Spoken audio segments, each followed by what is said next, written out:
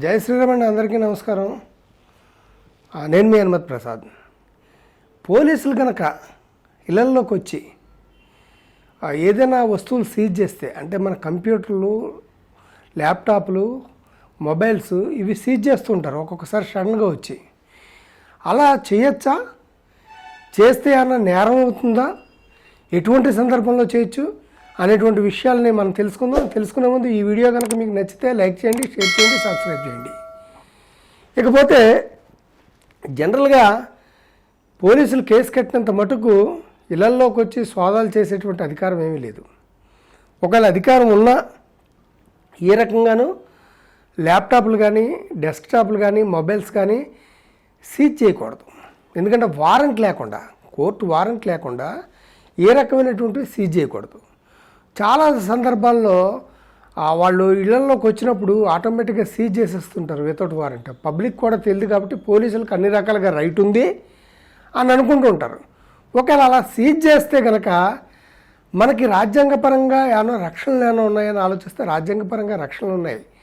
Indian కాన్స్టిట్యూషన్లో 4th amendment ప్రకారం పౌర హక్కుల ఉల్లంఘన కింద అది వస్తుంది. కోర్టు తాలూకు వారెంటు ఏ రకమైనటువంటి అనుమతి లేకుండా ముందస్తుగా కనుక ఇళ్లలోకి వచ్చి అతను తీసుకెళ్ళచ్చు, కానీ కనపడినట్లని సీజ్ చేసేస్తే కనుక ఇది అవుతుంది. అటువంటప్పుడు నిందితుడు ఏం చేయాలి అనేటువంటి విషయాన్ని కనుక వస్తే నిందితుడు మొట్టమొదటిసారిగా కోర్టులో ఫైల్ చేసుకోవాలి. ఎందుకంటే తనకి వ్యతిరేకంగా, తన ఇంట్లో సీజ్ చేసినటువంటి వస్తువుల్ని తనకి వ్యతిరేకంగా సాక్ష్యంగా ఉంచడానికి వీల్లేదు చట్టం. తన దగ్గర ఏదైనా వస్తువుని తీసుకుని అనుకోండి, పోలీసు వాళ్ళు కొత్తగా ఏదైనా చేసి పట్టుకోవాలి తప్ప సాక్ష్యాన్ని అతని దగ్గర సీజ్ చేసిన వస్తువుల్ని అతనికి వ్యతిరేకంగా సాక్ష్యంగా చూపెట్టడానికి వీల్లేదు. రెండోది, పోలీసులు కన్నా అలా తీసుకెళ్తే పోలీసుల మీద మీరు సివిల్ దావా వేయచ్చు. కోర్టు పర్మిషన్ తీసుకుని వాళ్ళ మీద కేసు ఫైల్ చేయొచ్చు, అంటే ఈ రకంగా తీసుకున్నారని.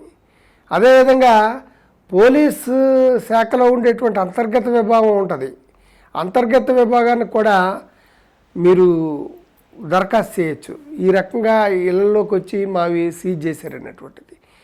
అలాగే పౌర విభాగానికి సంబంధించినవి చాలా ఉన్నాయి, వాటిలో కూడా మీరు చేయొచ్చు.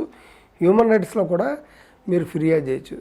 ఎందుకంటే ఏ రకంగానూ కూడా పోలీసులు ముందస్తుగా వారెంట్ లేకుండా చేయడానికి లేదు. బహుశా ఏంటంటే చాలామంది చాలా చోట్ల ఏ చిన్న కేసుకైనా సరే వాళ్ళు ఇలా తిట్టారన్నా ఇంకోటైనా రాజకీయ ప్రకోపితమైనటువంటి కేసులకి ముందస్తుగా వచ్చి వాళ్ళు మొబైల్స్ లాక్కోవడం, లేకపోతే ల్యాప్టాప్లు తీసేసుకోవడం ఇవన్నీ చేస్తుంటారు. ఇవి చేయడానికి లేదు. రాజ్యాంగం 4 ఏంటంటే అది మనకి స్వేచ్ఛ ఇచ్చింది, పౌర హక్కుల ఉల్లంఘన కింద వస్తుంది. ఆ రకంగా చేస్తే మీరు కోర్టులో కేసు వేయడమే కాదు, కోర్టు నుంచి వాళ్ళ అమౌంట్ కూడా రికవరీ వచ్చేలాగా చేస్తుంది. ఆ సీజ్ చేసిన వస్తువుని రిలీజ్ చేయమని కోర్టులో పిటిషన్ పడేసుకోవడమే కాకుండా పోలీసుల దగ్గర నుంచి మీకు ఆ జప్తు చేసినందుకు గాను, అన్యాయంగా జప్తు చేసినందుకు గాను కాంపన్సేషన్ చేసేటువంటి అవకాశం కూడా ఉంది. ఈ విషయాన్ని తెలుసుకోండి. జనరల్గా చట్టం పట్ల అవగాహన కలిగి ఉండండి.